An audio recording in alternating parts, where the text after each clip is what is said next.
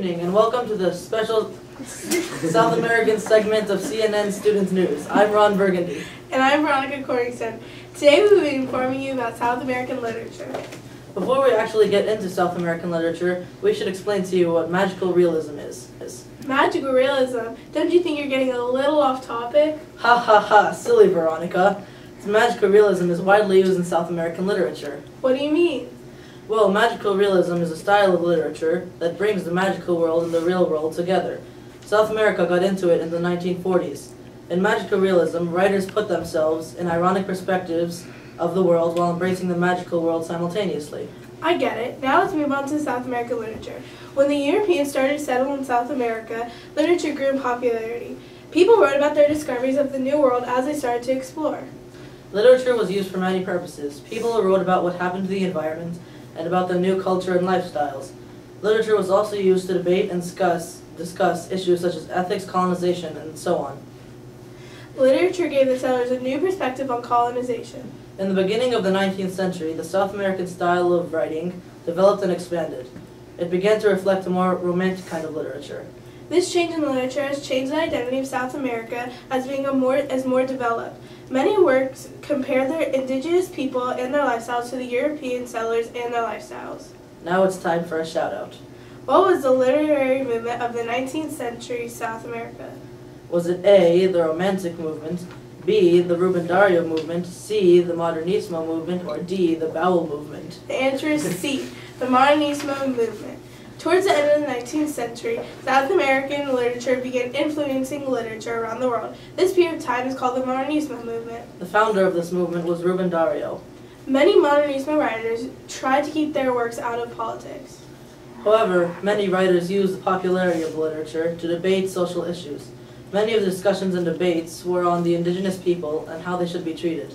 This led to another movement called the Indigenismo movement. The movement focused on giving people new perspectives on the native people and what issues society had placed on them. In more modern times, South America has prospered in its contribution to literature. This style of literature has been described as rebellious and experimental. South American literature has been very influential through the 20th and 21st centuries. It's time for another shout-out.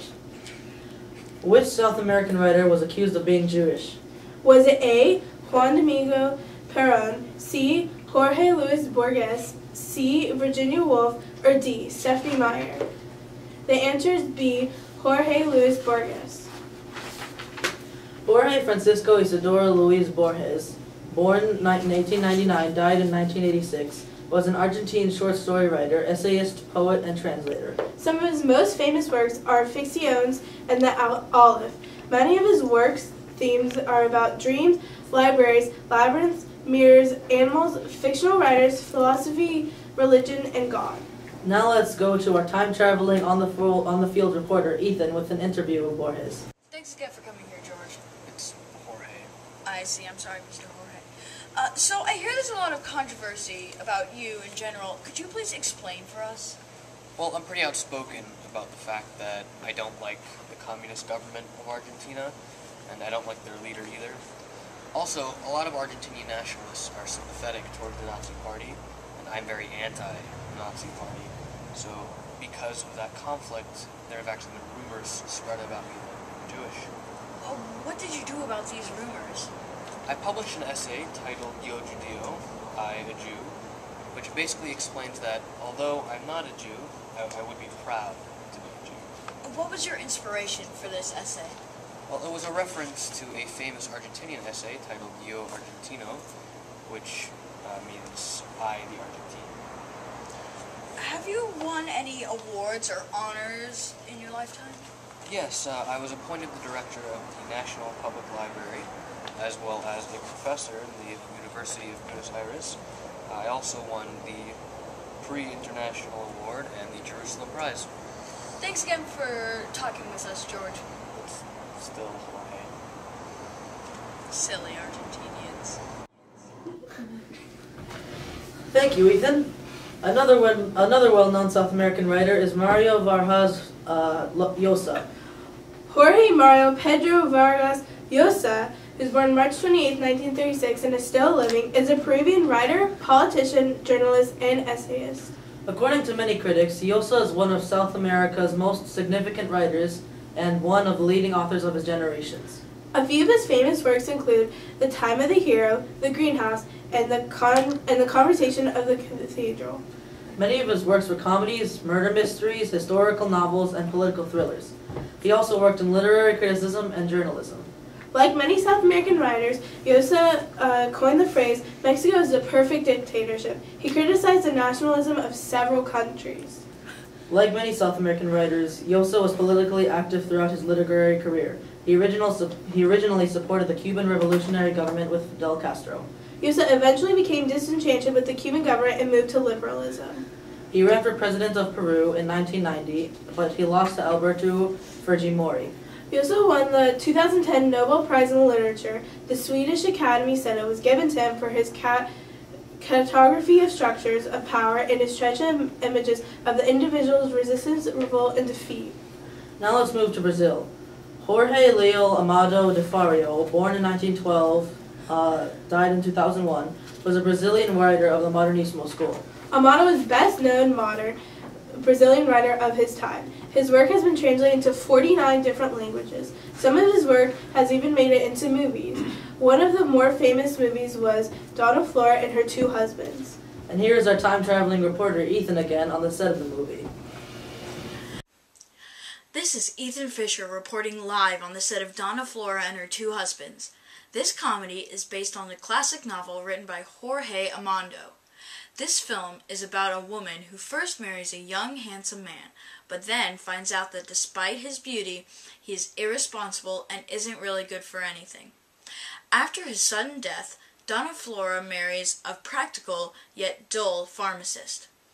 While enjoying her new secure lifestyle, she misses the excitement from her first husband. The ghost of her first husband then returns to Earth, providing her with the excitement and romance, while her live husband continues to provide a steady lifestyle for her. Now, back to you, Ron. Thanks again, Ethan. Amado's work gives the image of a mestizo Brazil. Amado also uses religious syncretism, or the combinations of religions, as a theme in his writing. He paints a picture in his writing of a cheerful and optimistic country with drastic economic and social differences at the same time. In the early 1940s, Amado edited a section for the Nazi political newspaper called Meio Dia. He was also sent into exile in Argentina and Uruguay for being a communist militant. Amado also received many honors in his life. In 1945, Amado was elected to the National Constituent Assembly as a representative of Brazilian Communist Party. He signed a law that granted freedom of religion. He also won the Stalin Peace Prize in 1951 and was elected to the Brazilian Academy of Letters. He received the title of Doctor Honoris Causa from several universities in Brazil, Portugal, Italy, Israel, and France, as well as honors from most South American countries.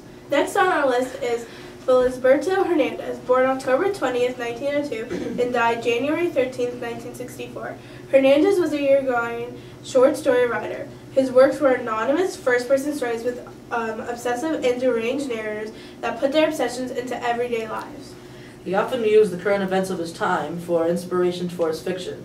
Some of his works include piano stories and Lands of Memory. Last and certainly not least is Gabriel Garcia Marquez. Gabriel José de la Concordia Garcia Marquez, born March 6, 1927 and still living, is a Colombian novelist, short story writer, screenwriter, and journalist. He is known affectionately as Gabo throughout South America.